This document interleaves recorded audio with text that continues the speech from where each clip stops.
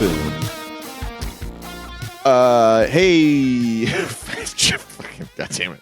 Hello and welcome to episode 195 of the Game Brew Podcast, the bi-weekly video game podcast, or fortnightly video game podcast, where we sip delicious bevs and discuss video games.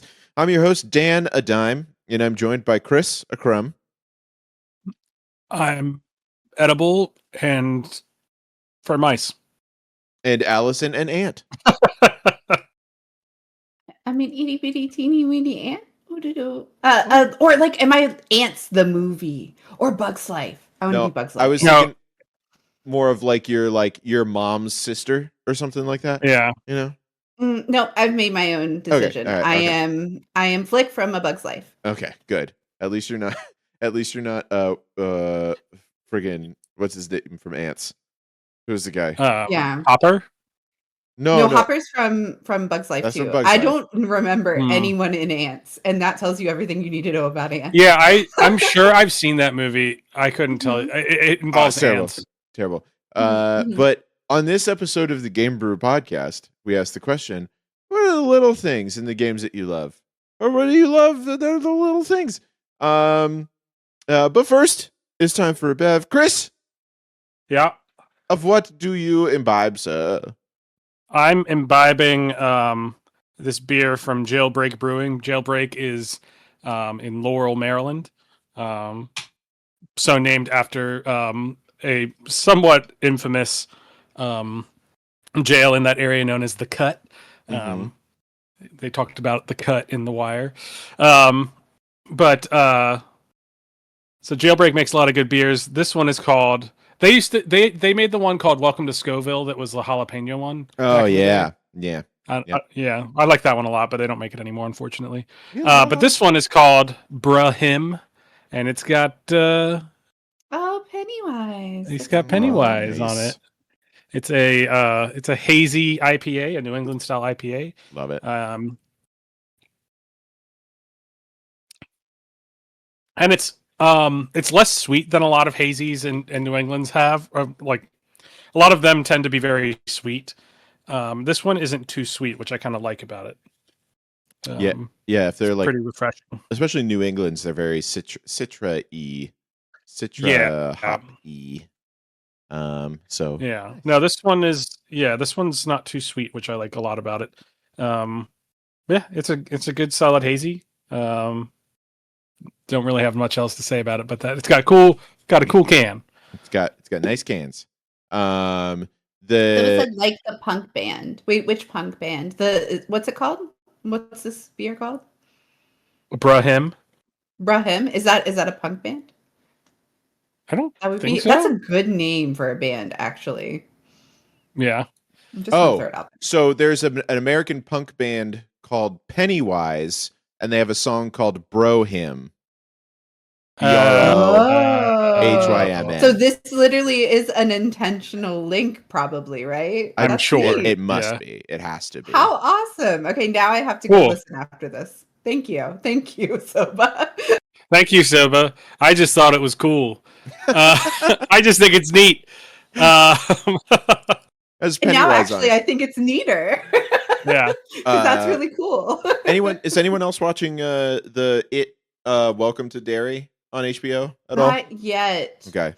If you need to talk about it, I'll plug my ears. Just when you watch it, gird your loins. It is. I forgot how like yucky the It movies were, like the remakes, and the TV show is not any less yucky. So if you don't like yucky stuff, instead of watching Welcome to Derry, watch Derry Girls, which is hilarious, and I highly recommend. Or Letterkenny, which has a guy named Derry in it. That's true. Also true. Or Less you can listen to the podcast, the Beef and Dairy Network, which is it's a fake radio program in Great Britain that reads the beef dairy news. It's like farm stuff. It's very funny. You could Or you also just go drink some milk to get your dairy fill. I'm just saying. Yes. Yep. Could do that. You beat me to it. Soba's lactose intolerant. Whoops. The Got a lactate, bro. Yeah, Chris, you haven't given us the chuggability rating of your 8. Bev. 8. Great. Love it. No context. That's great. All right. Very good. Very good. Allison. Well, I'll do mine, yeah, because I'm not lactose intolerant, but we all know that I am not gluten intolerant either, but I am hops intolerant Hops to some intolerant. magical degree. Truly. So cider should be hops free, but it like I swear except when it's not. Yeah, I swear that some of the ciderers put it in there in some way and aren't disclosing. And I've tried to explain that to people because when I go to like a specialty store, right, and I'm looking around and I'm trying to explain that fact, a lot of people are like, no, it should be, free of that anyway. And I'm like, you think so? But it doesn't seem to be. So anyway, I did pick up one while I was out today from a local Winchester Cider Works called Cider of the Siren. And I don't know if this is going to show up well. Oh, yeah, it does. It's very dark, but it's I like that. Getting the light of my computer well. Nice. So it has a very cool, like big ass cider. Or you've got tiny ass hands. Shit. I can't remember. No, it's pretty big. Okay. It's a pint. Oh shit! It comes in pints? I do have tiny ass hands. I'm getting one. Yeah, I do have tiny ass hands. This comes in a 4-pack of pints. She has ass hands. Ass hands. We're not going to touch. We're not even going to talk about the ass hands. We're not going to talk about that. I do buy kid gloves though, so they really are small. Nice. So that might be deceptive, but I swear it says it's a pint, so I guess that's nice. But so it says an off-dry cider aged for 6 months and infused with elderberries. Ooh. So I was really intrigued by this one. I had a couple in my hand, and I ended up going with this one. Elderberries. It smells bad. I'm not gonna lie. It doesn't have a really pleasant like nose moment when you open it. It's very vinegar when you pop it. Like it's just very punchy. I didn't love the smell until it sits for a minute and it gets it gets that out. But immediately did not like the smell. As far as the taste, that was a good slurp. Was a good slurp. Sorry. people who don't like mouth noises, I'm so sorry. If you don't like mouth noises, here you go. Yeah. Fuck you. I usually mute my mic.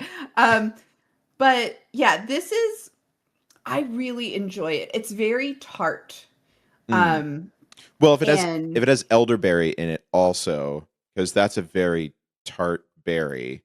Mm-hmm. So that's like with cider, which is already tart, and then elderberry. That makes sense. Yes. So it's definitely got that like punchy tartness, which I actually am enjoying. Would I drink more than one of these? It's a whole pint. Would I drink more than one of these? Probably not, because I think it's probably too much acid for me to do 2. But for one, I find it really clean tasting, refreshing, has that almost not bitterant taste, but almost, because it's so sharp. And I really like this. I'm glad I got it. I would get it again, but as far as like chuggability, I'm going to give it like a 5 on chuggability, because I will drink this and enjoy it, but I will not grab another and chug it. Okay. So this is like a slow sip for me, just because of that tartness in a positive way. I don't want to say that's a negative. Okay, gotcha. All right. For Allison, who usually downs her drinks far too quickly, this forces me to go slow. Only whenever you're dared. Only whenever you are forced by our listeners to do it. It's true. Or when I pour my drink too hard and don't know it. So like, whoops. Yeah, whoopsie. Look what happened on accident. So this is good. Yeah, this is good. And I will sip it for the whole podcast, which is great news for everyone, because I'll be coherent at the end. No, not me. And it's 5.6%. Okay. And it's vegan and gluten-free and very low in sugar, which strangely are all things I'm looking for anymore. So good on it. I'm looking for more sugar. Give me some sugar. No, less sugar. I need less sugar. I have too much sugar in my life. Nice. Honey, nice, very good. I will say I do like this season because there are a lot of ciders, and ciders or like hard ciders, and I think those go a lot better this time of year. I don't like drinking a hard cider in the summer It doesn't make any sense to me. But right now, I think it's great. We had one today that was like it was like an apple cider donut apple cider. So it had sort of like it was like a regular apple cider, but it was a lot sweeter, but it had like that brown sugar taste to it. Which that would be good. Yeah, and that's pretty good. I don't know if it would make you have, a conniption or anything like that. I'm willing to try. I have to play a game. I did drink one of these yesterday, so that's the only reason I'm able to drink it on the podcast. I cannot drink these live because halfway through I could get closey, throaty, and lips swelly. I have to take a sip and wait and see what happens. You look like the Kardashians. Yes, it is like. I mean, some people like that look, Yeah, immediately cheap lip filler, but leaper. Nice.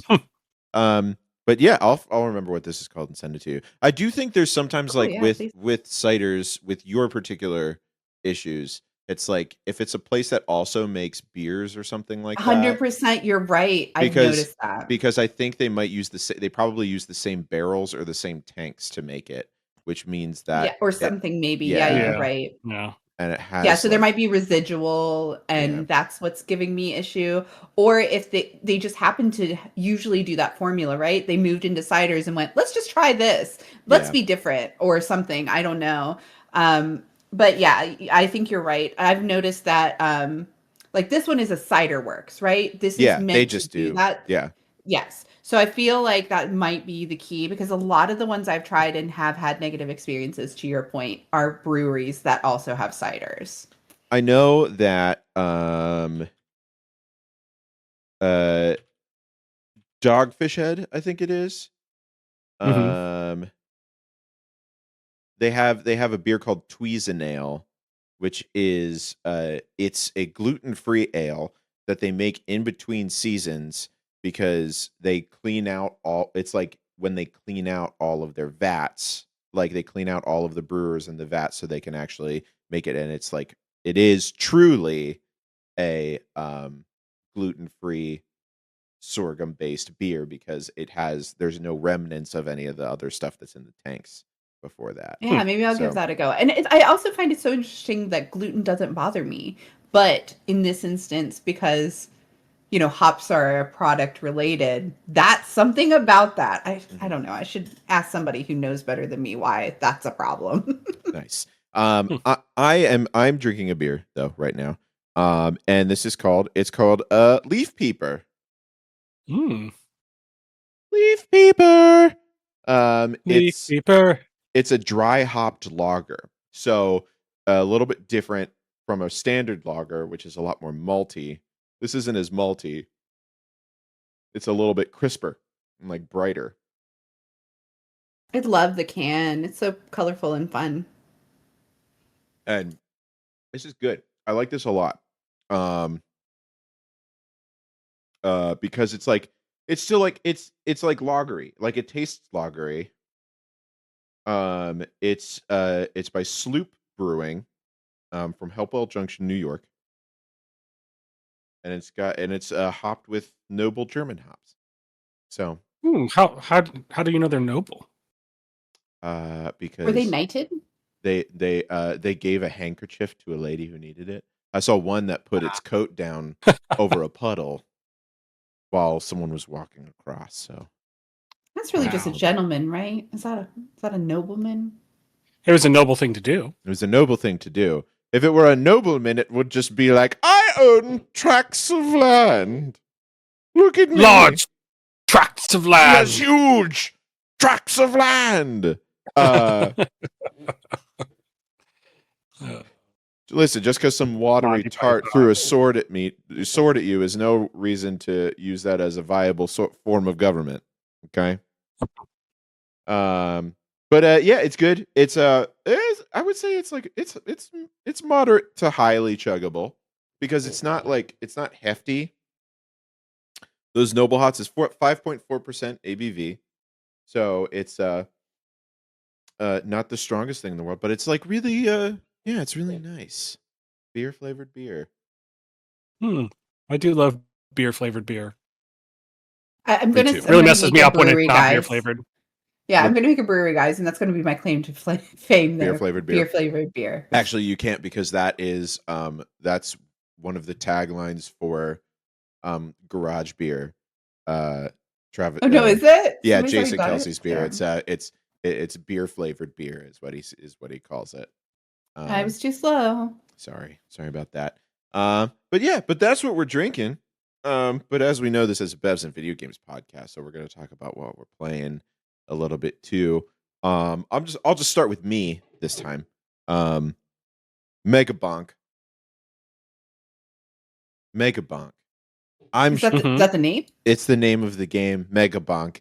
It's kind of like a Vampire Survivors sort of thing, where you are just a guy and you go around and you things, attacks automatically come out of you, and then you get other weapons, and then you get upgrades, and you collect experience, and then you upgrade the things you have, and then you keep going, and the enemies get stronger, and you collect more stuff, and then you unlock more things to get further and do more stuff. Risk of Rain's kind of like that too. Yes. Yeah. It's very much that bullet hell roguelike sort of thing. It's great. And it's also very goofy. It's very silly. One of my favorite characters to use right now is Mega Chad, which is just a guy who has an aura around him, and he also has a move that's called Flex. I assume it's this guy that is just ripped and he doesn't move very fast. He's got a slow movement speed. And then there's also Monk, which is a monkey. You could climb walls, and he throws bananas. Nice. It's a lot of fun. It's a really good way to just kind of spend some time and not really. You don't have to think super hard to play it. You can think super hard. You want to strategize and pick what your build is going to be and pick the right things. But in general, it's just kind of cool. I'm playing it. It's fun. Highly recommend it. Not super expensive. It's on Steam. I don't know if it's on anything else. Hold on, let me check. It looks cool. Store page. Yeah. Very positive reviews. Yeah. Well, and hopefully they'll keep releasing stuff. I did see that they're coming out with a Warhammer expansion for Vampire Survivors. Oh, that's very cool. Which is fun. So hopefully Megabonk will kind of do that kind of thing. Yeah. It's the graphics are pretty just basic. It's not the most complicated looking thing in the world, especially whenever you have a million things on screen all at once. It can be a little it gets a little cray. So very cool. And then what else? Do Power Wash Simulator 2. Oh yeah, that just came out. Great. More of the same. I was gonna say, if I have played Power Wash Simulator 1 and liked it, is there gonna be a lot different with 2? They changed a little bit of the stuff with you don't have to buy soaps anymore. Soap is free, but you have a limited amount of it, so you don't have to worry about it's wood or metal or blah. It's just it's soap. You could use soap. And they did make a thing. There's one of the specialized washers for flat ground, where it's a big circle that you just cool. do flat surfaces. So that's pretty good. Otherwise, it's just more of the same. It's much more polished. You can pet the cats. Thank God. Already in 100% better game than the last one. Yeah, it's great. And then but that's all I'll talk about for right now. I've been playing Arc Raiders, but I'll talk about that on the next one. There's me and my brother have been playing a lot of that. It's a extraction shooter, loot and shoot sort of thing. It's okay. Chris doesn't I don't like the idea of losing stuff like that. It's okay. Me and Brad have met very polite people whenever we're playing it. We're all in this together, sort of. Nice. We're all in this together. So here we are. Does Disney sue? Yeah, they do. So that's all we'll sing. Yes. Stop singing. Perfect. Get your It's okay. I made up the last part. That was Allison, original. Get your head in the game. We can't sing that one either. We've already sang too much. I don't know what you're talking about. If you do that one too, then they'll really come at us. Listen, Allison, I don't know what you're talking about. I'm just trying to stick to the status quo here. Okay.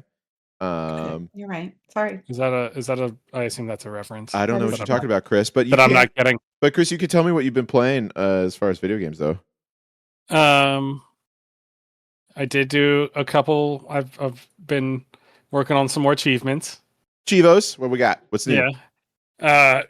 The Good, the Bad, and the Weird as Manchukuo.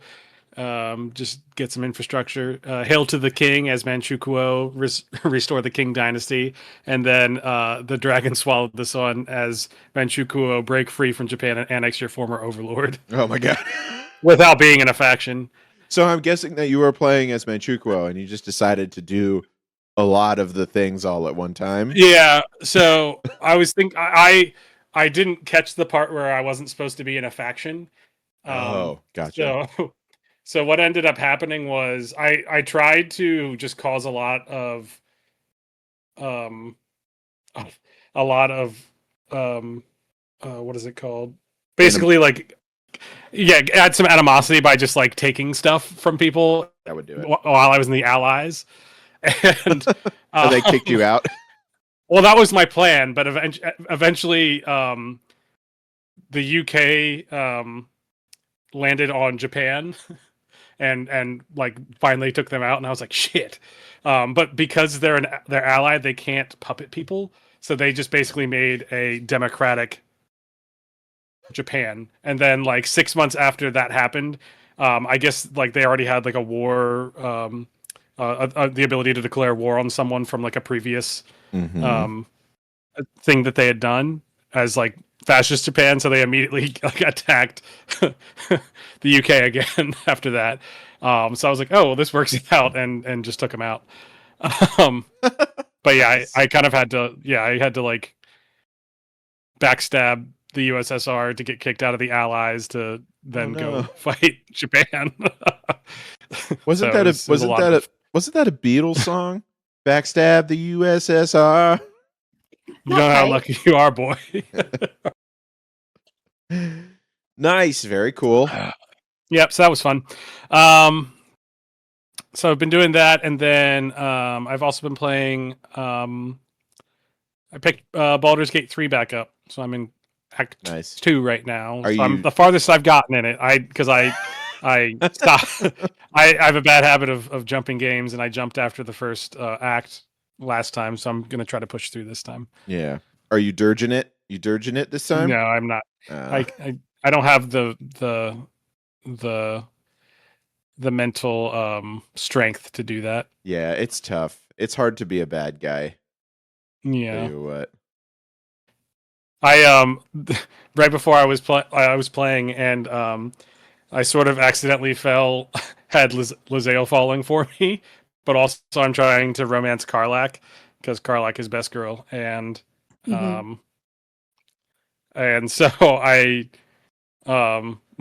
had sex with Lae'zel and then talked to Karlach, and she was mad about it, so then I had to reload.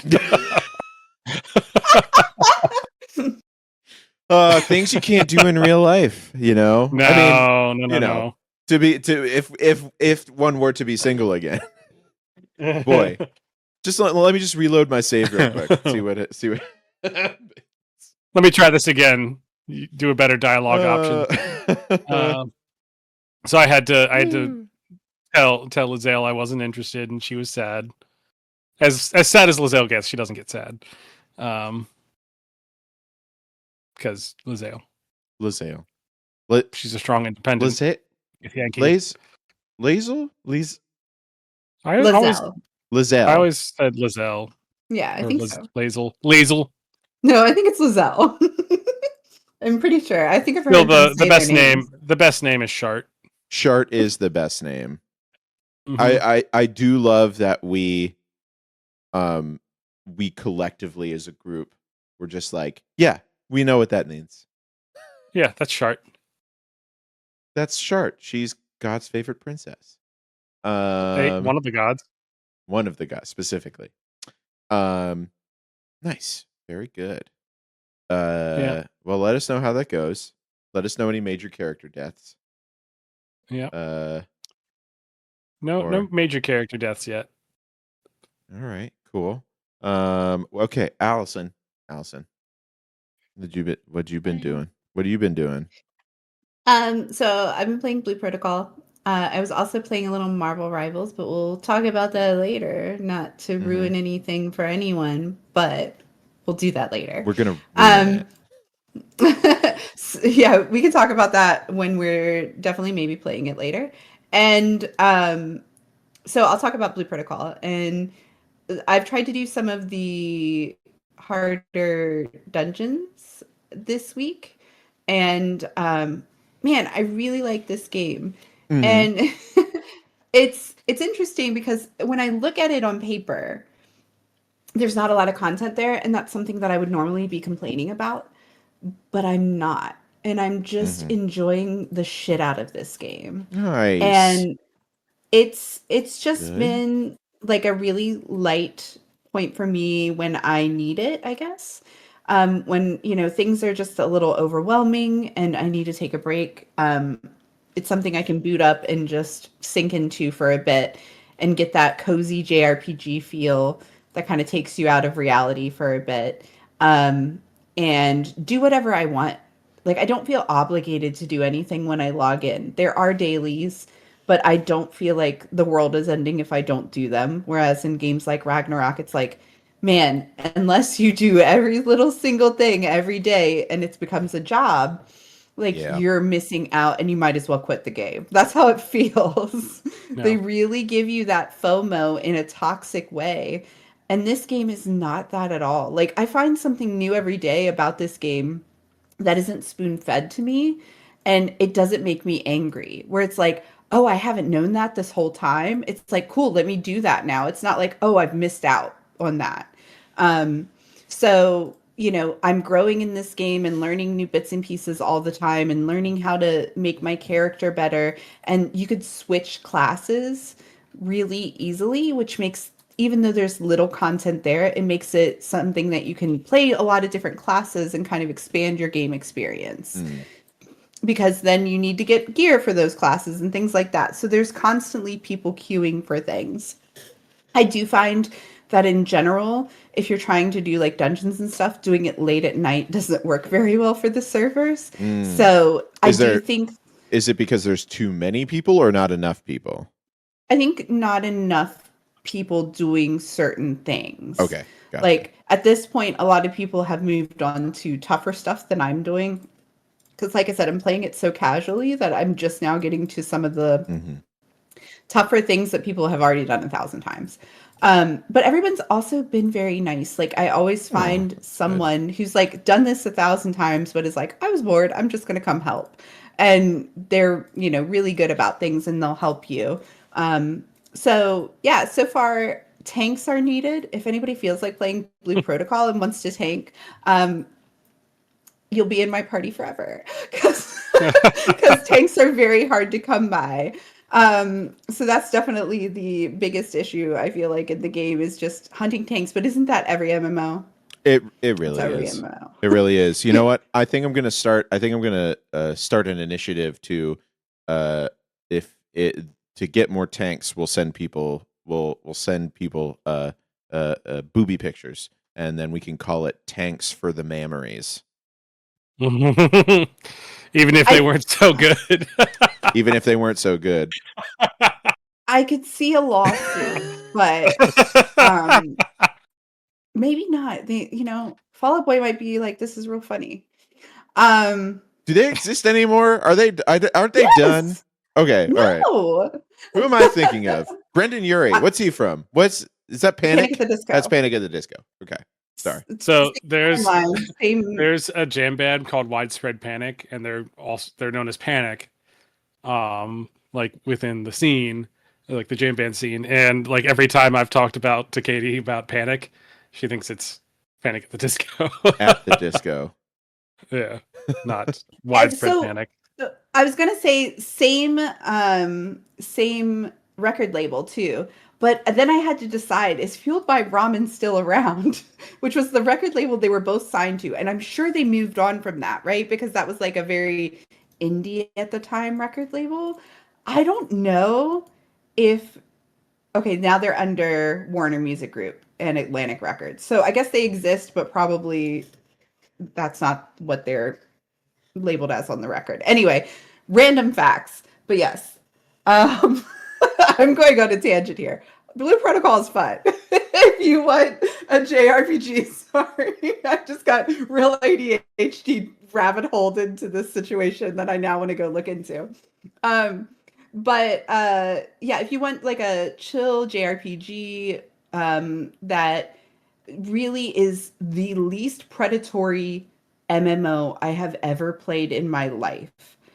And I cannot put that into better words. I do not feel like the game is against me. I do not feel like the players are pitted against each other. This is the most like community-based game I've ever played. There's no two factions against each other. There's no PvP. So you're literally just playing for a common goal with everyone, which is to move forward and do stuff. The world bosses are completely group oriented. They're on a timer, but there's multiple channels, so you can channel jump and do a bunch at a time as long as you know, can get into the right channels at the right times. I don't know. This game, every time I find something out about it, I'm like, wow, this game doesn't want to screw me over or take all my money. And that is wild to me when we live in a land of loot boxes, random chance gambling, you know, that kind of environment.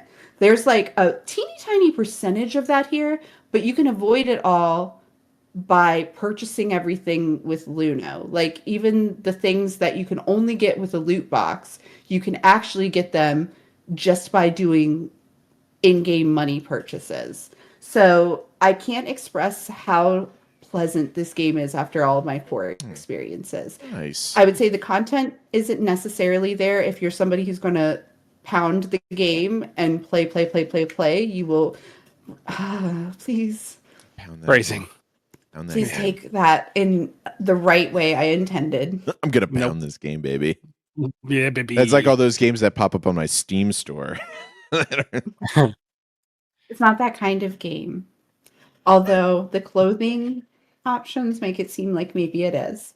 But yeah, play it if you're into that kind of vibe and you just want something really fun and chill. Let me know if you play. I have a guild that has no active members, basically. We have like 3 active members, but it doesn't matter in this game. So if you just want a guild to join where nobody will bother you, let me know. You can join mine. If not, the best kind of guild. Yeah, maybe I'll join a guild that actually has people. I haven't decided yet. But right now my guild's named Chicky Nuggies, and that's where I'll live for a while. Chicky Nuggies. That's wonderful. Right. I love that. The wonderful stuff. Very good. I like whenever my peeps are playing games that make them happy. There's a lot of things. I only play games that make me sad. There are some games that are like that, though. Again, I just played Silent Hill F. It made me sad most of the time. But there are some little things that made me happy. And this morning, what little things? Well, so this morning I was taking my adorable dog Sebastian for a walk. And when we were walking, he was just walking around, and then there were a bunch of leaves, and he started crunching through the leaves. And I'm just like, no, I really like the sound of Sebastian's dumb little paws on these leaves, just crunching them.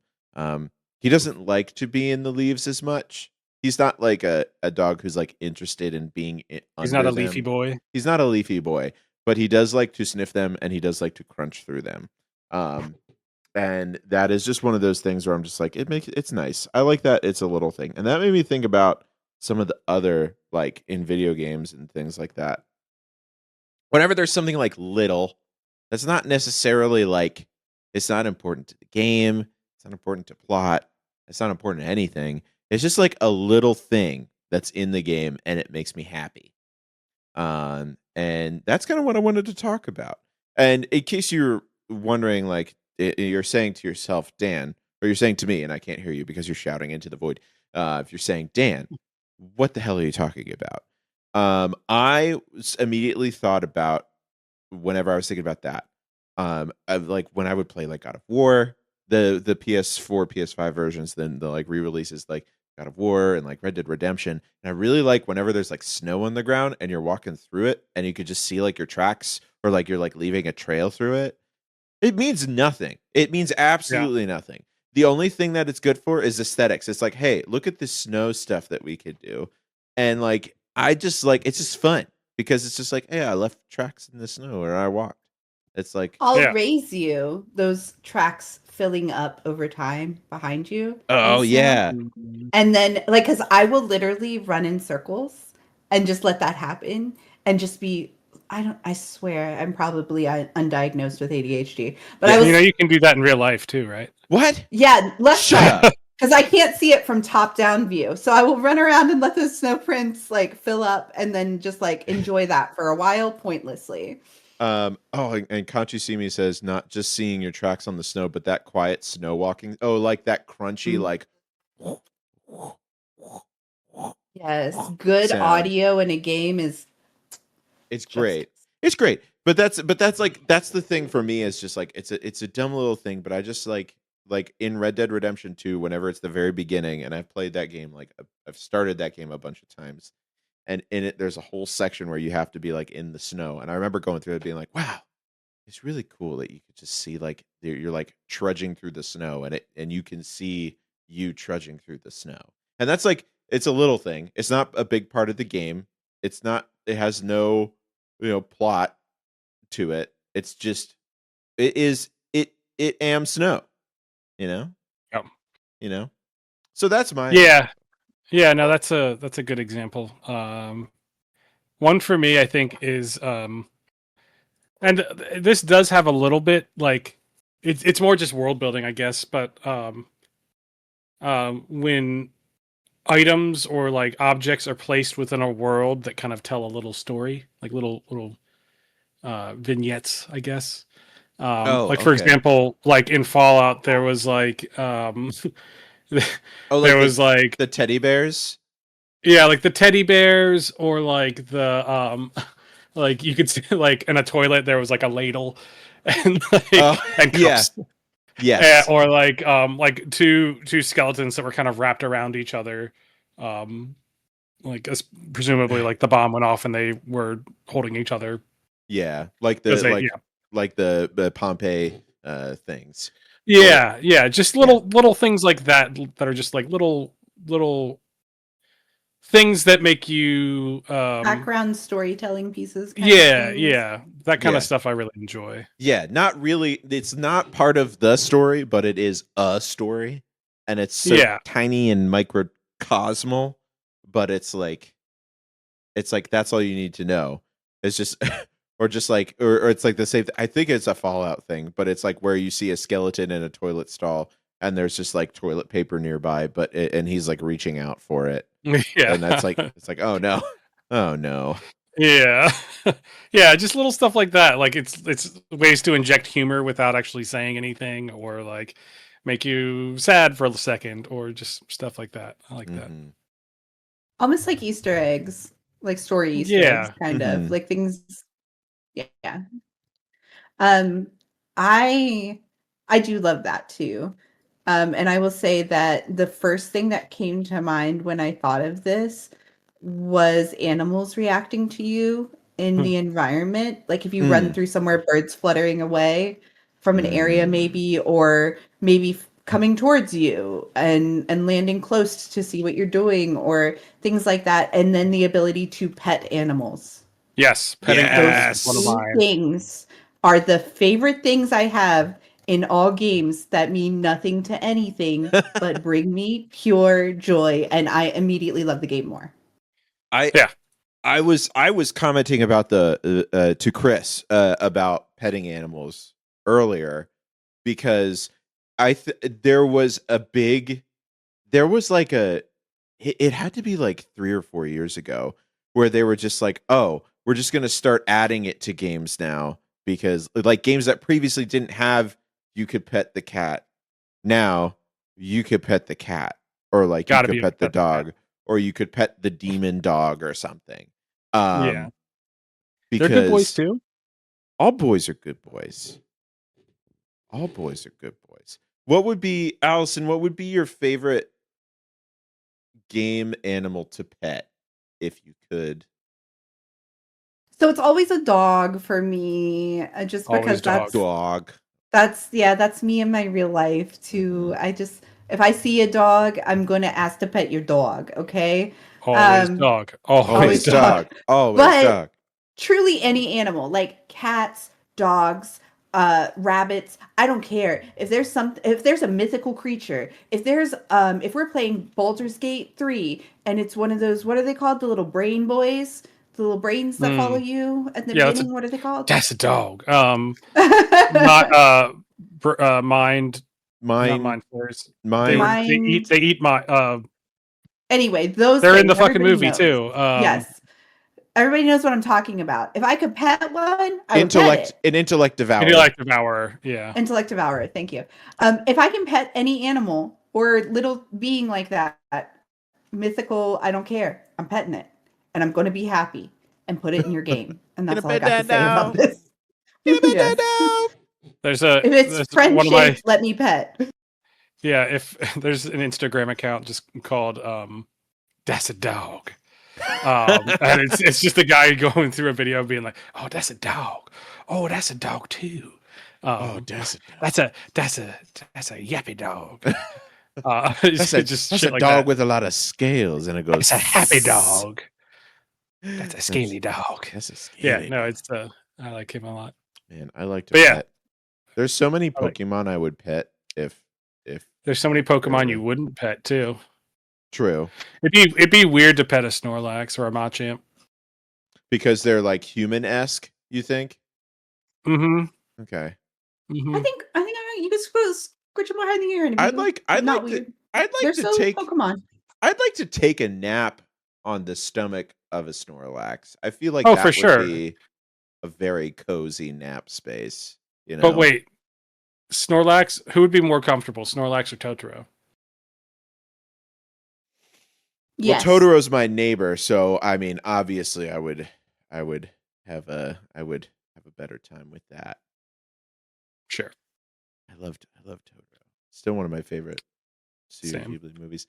I love that there's not really a bad guy in it. Things just happen. Cancer's the bad guy. Cancer is the bad guy. As in any great piece of media. There are some things. Another thing that I really like.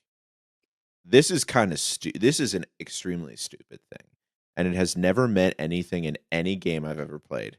But when you can go up to a toilet and you can flush it, when you can flush a toilet, I love it. I'll do it. I'll do it on every toilet in the bathroom. I know it doesn't do anything, but I'm going to do it just because it's freaking. But what if? What if there's one time it's gonna do something when I get an achievement? Well, that's like the perfectly preserved pie in Fallout 4. Oh right, where it's like there's like a 0.03% chance that you actually get it. Yeah, I just want to say there are achievements for flushing toilets in games. One that I know of is in Unpacking, which is a game I've played. I just want to mention that. You can flush the toilet in Unpacking? Yeah, if you flush every toilet in every level of the game, you get an achievement. You win. Hell yeah. Just going to add that. And Half-Life 2, you can flush toilets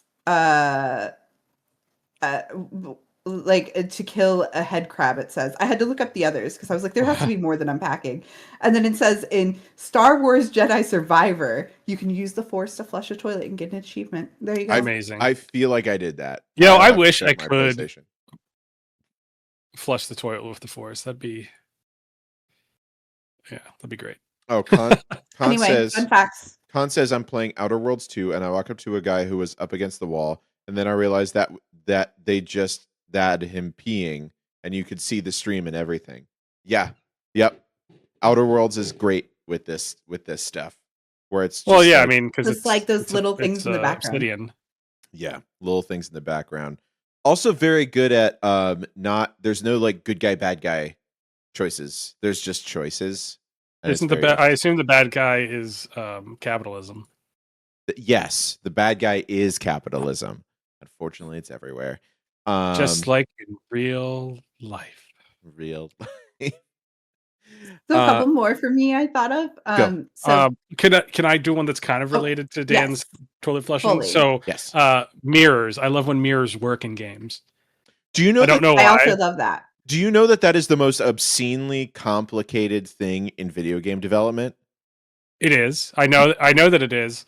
That it's very difficult, but also they've been doing it since the 90s. So someone figured it out. Well, but it's just for the uninitiated, in order to make a mirror in a video game, you can't make a mirror. What you have to do is where the mirror would be, you have to mimic everything that is happening on your side of the mirror on the other side of the mirror. So it's basically just like, it's not just a reflection of what you're doing. It's literally the whole room and everything else that you're doing is replicated on the other side of that mirror. It calculates and ray traces the entire game on the other side. Yeah. So it's intensive too. Yeah. And that's why they don't do that in a lot of Bethesda games, is because they do some janky shit to your character, when you're not seeing it. Bethesda, their secret tagline: "We do some janky shit." I mean, yeah, pretty much. Yes, they do. It's so true, though. So I agree. That's one of those things. But again, it's like that's such a small, like the fact that it's like, oh yeah, we can make a reflection that is like a true reflection, but it probably took a programmer so long to like get that and like figure it out. And it's like, does that have any effect on the game? No, but it's cool. No. I appreciate it. I like it. I appreciate it. I do.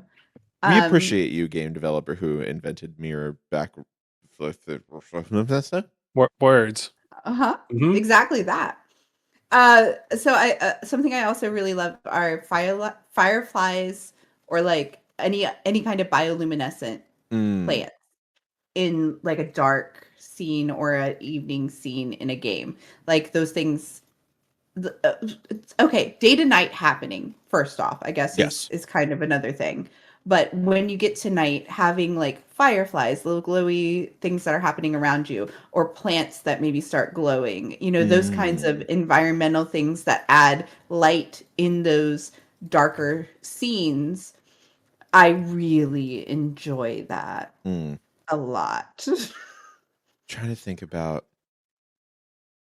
when... Or lights cutting on when it goes from like day to night. You watching the flickering of windows. Like in Blue Protocol, the Blue Protocol, one of the games that all these little cozy, pointless things are something that I like. Mm-hmm. And when you're in the main city and it's changing from day to night, you can watch the windows flick lights on inside. And it's just like the windows click, click, click, click, click, glow around you all of a sudden. And they don't all happen at once. It's like this window, this window, this window. It feels good. I don't know. There's something about it. The lamp's coming on next to me. Those things, like changing with the day to night, really love it. Because it's very easy for those games to not really plan that out super well, I guess. Sure. And just... day to night just doesn't always happen very well, I think, in general in games. And with that, also weather in games that don't need it. So Blue Protocol doesn't need weather. There's no necessary reason to have weather in the game.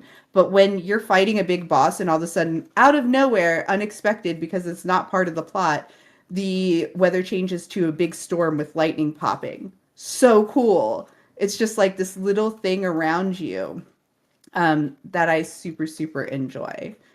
And then the last one I had, sorry to put all these together. No, you're good. I'm just going to throw them all out. The last one really I had, I could go on all day. But the last one I had was getting to like a scenic place, being able to just like jump up in Blue Protocol on the top of towers, for instance, and just sit there and look out over the city and be able to just like appreciate the environment they created Mm, and have them have that's like a good. sky that moves. So you feel like this That is a it's not real just place. like a stagnant, just like, but there's like Yes. clouds and like There's things. clouds shifting, Yeah. there's colors in the sky. Like the scenery in this game is one of the biggest things for me. Like they have to the fireworks event. That's like the fireflies and bioluminescence, those poppings of colors and the way that they have that interact with the environment. It feels like you're actually watching fireworks. Like those kinds of things. Really, I appreciate that so much in a game. And I've never sat and super thought about it until Blue Protocol, which was why I'm so glad that you brought up this like topic, because I was realizing why I was just enjoying existing in this game so much. And it was all those little things of like feeling like the environment is real was really a lot of it was based on what they didn't have to think about, Mm-hmm. like those lights cutting on and the scenery. If I sit here, how does it look super far away? Like, don't just make it go gray so I can't see the scene after a certain point. Let me see the whole city, the ocean, and then the sky, and have the sky shift. Like, beautiful. It was so, so good, and I really love that in games. That's nice. Yeah. That's good. There was you were talking about the light stuff. I saw somebody talking about, because I haven't thought about Splinter Cell games in a really long time, but in the first Splinter Cell game, you could see like around the light sources. If you were outside, there were usually moths going around them, and that was like a really small little, like, just like, yeah, that's the thing that would happen. Like, you didn't have to do it. Could have just been lights, but it's good. Yes, 100%. Those little things. Just like little, love. just like you could sit there, just like, oh, look at those moths. Yeah, and I do. I found myself just like sitting on top of these buildings, not doing anything for a minute, just appreciating what they did. And I think we lose that so much anymore in games, and I didn't realize that. And mouth noises. I swear, we need to put a disclaimer on this episode. Sorry, that's just sorry. I've realized that this episode is very much. Hold on a second. It's just like a.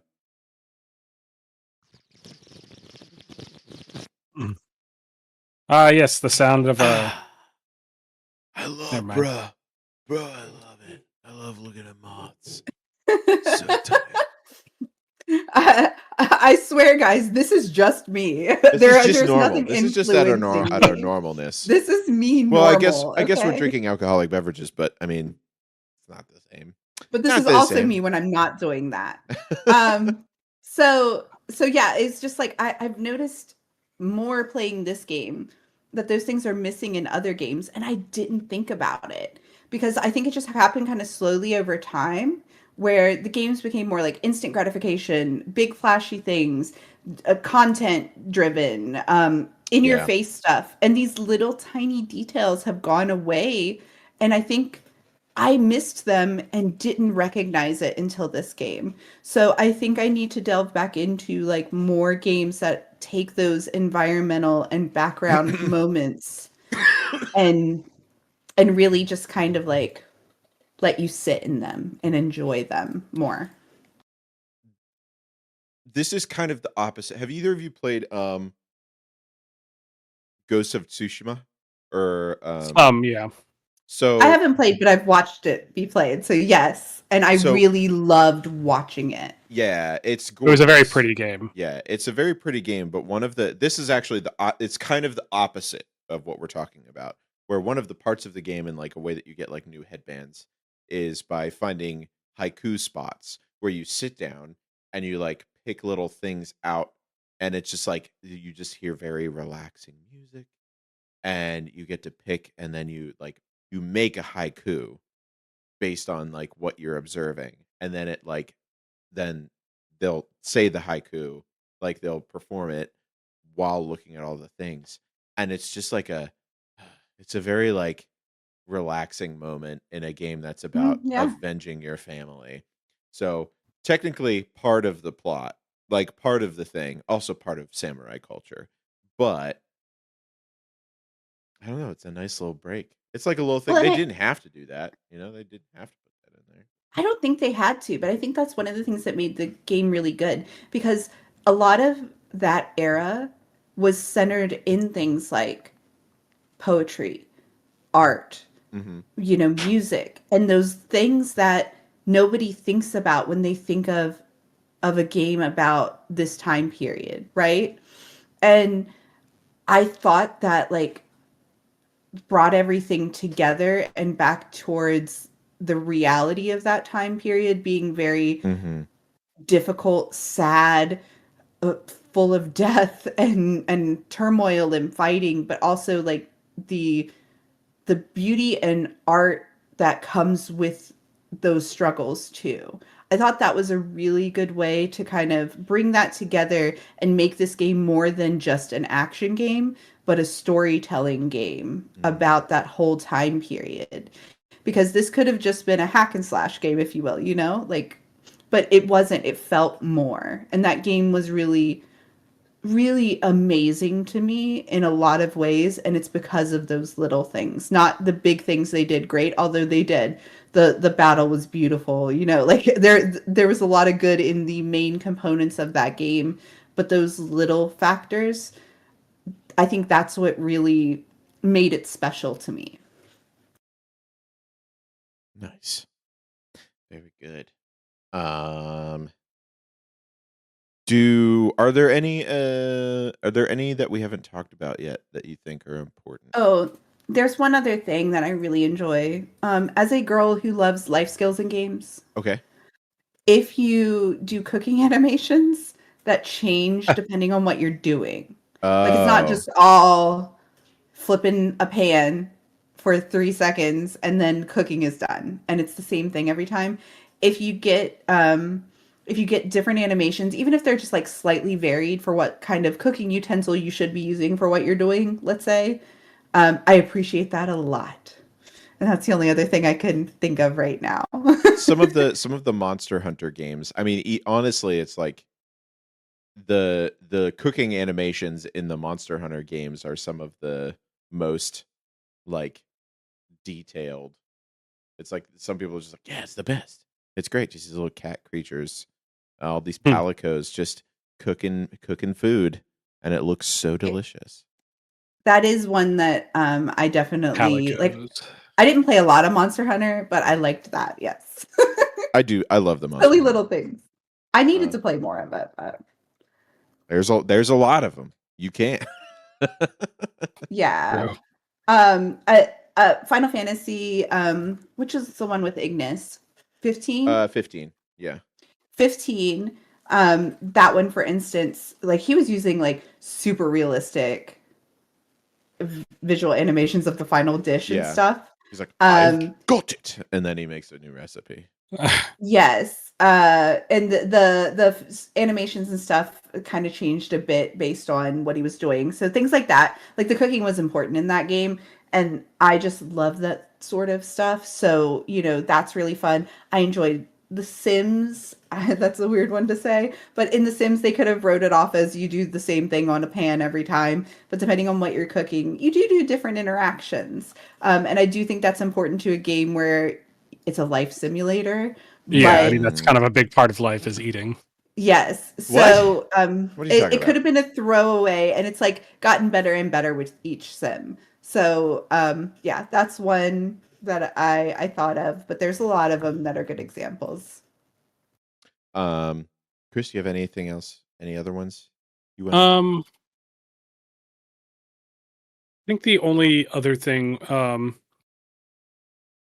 this one's not really as closely related, but I was talking to Dan about this earlier, but basically like when there's something that's made to be part of the game that can be used in a different way. So like examples for this are like the Ocarina in Ocarina of Time, or like in Final Fantasy VII Rebirth, they have like this piano mini game, but like there are actual notes on the screen in addition to just kind of like the rhythm mini game that's there. So you could actually like play whatever song. It doesn't have to be the song that they're telling you to play. but like you could actually play like different songs with it. Just little details like that I think are kind of cool. Yeah, I remember when they came out, whenever Last of Us Part 2 came out, because you can play the guitar in that game. There were people like playing full songs on the guitar in the game with their controller, and I'm like, you have too much. That's so much patience. Like, yes, and it's like, but it's people who love that sort of thing being available, right? Yeah, and they just do it to the fullest. I love that. Yeah, I do love it. I do love it. I do like. I do want to. I will give some quick shout outs to idle animations.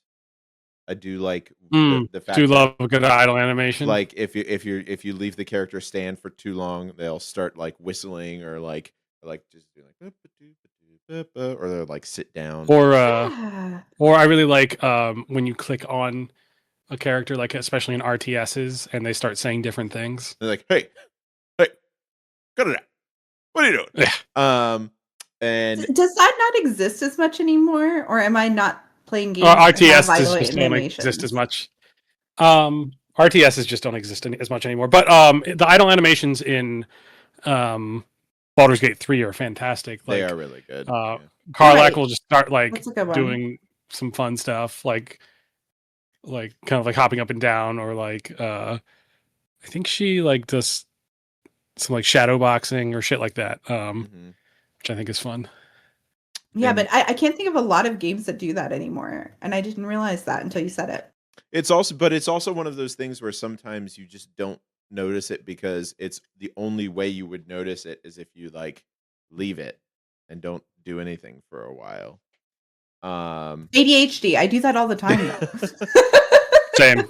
And then another little thing, quick shout out is to whatever animator for video game characters decided that they would be like, oh yeah, in this third person view character, if they like go up to a wall, they wouldn't just like run their face along it. They would like put their hand up. So it's like whenever they're like, your character's like walking, do, and then there's like a wall up to the left, they'll go like, oh, like put their hand on the wall and then move along it or something like that.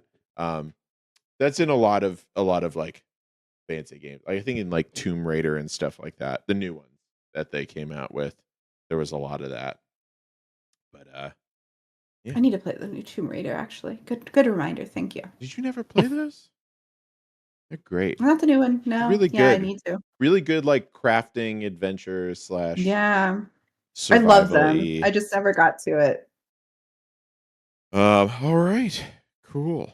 Well, I think that we've talked about a lot of our favorite little tiny details that we like. Those little things that we love. If you have a little thing that you love, there's a perfect place for you to put that, and that would be in our Discord. Discord. I knew it was coming. I did. Me too. I really did. In the Discord. And I was like, he's not going to. He's not okay. That's bit.ly/discobrew, DISCOBREW. You can go there in episode discussion. You can talk about what your favorite little things in video games are. And no, we're not talking about Pikachu. He's a little guy. He's a little guy. You can also listen to all the old episodes of the podcast on our streaming of the podcast. So any of your podcatchers, you can go there and listen to it. You can also watch some old episodes if you go to twitch.tv/the Game Brew and search for the Game Brew in your favorite podcatcher to listen to old episodes that way. Or YouTube. Or YouTube. You could do YouTube. That's fine. Not SoundCloud. Can't do SoundCloud. SoundCloud got broken. So who cares? Did anyone? Not really. No. That's why SoundCloud is broken. If you have a suggestion for a topic that you would like us to talk about, please put that in our Discord as well. There's a whole topic submissions category for it. Go in there, put it in. We'll talk about it. We'll ask you questions about it. We'll figure out all that stuff. Plugs. Anyone have anything to plug? No? I'm good. No? A spade meter your spay and neuter your pets. animals. Yep. Your mom. Wait, what? No, don't do that. It's probably too late for that. Too late for that. It's never too late. But great. Well, then we're going to end the. So we'll with that bombshell. We'll end the podcast the way we always end the podcast, which is by saying, "Good night, everybody."